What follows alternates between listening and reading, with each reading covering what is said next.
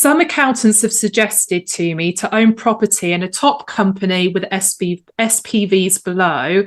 Some have said this is a terrible idea. So what's your view on that specific situation?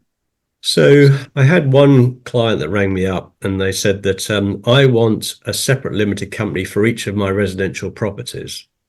And I said, why is that? And he said, well, if I get sued for one of them, then it doesn't taint the other companies.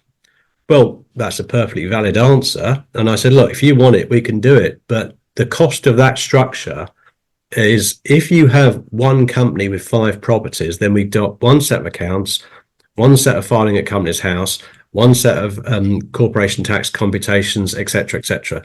If you've got 5 properties in 5 different limited companies and a parent company, then you multiply that by 6.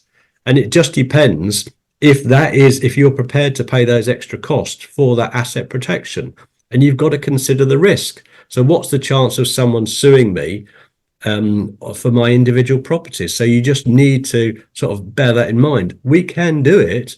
And if that's what you want us to do, we can do it. But you're going to pay 6 times the cost than for 6 companies rather than if it was one company.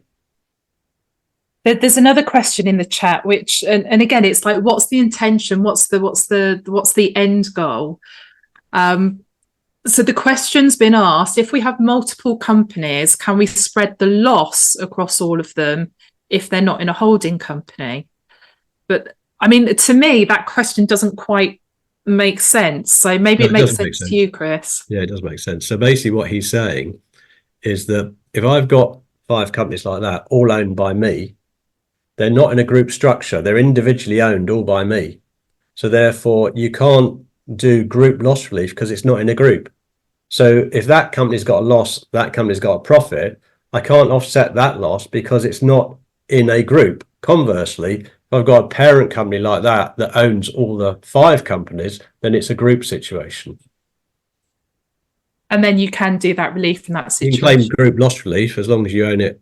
Don't have to own it 100%, but you can move capital assets and you can move trading losses. Yeah.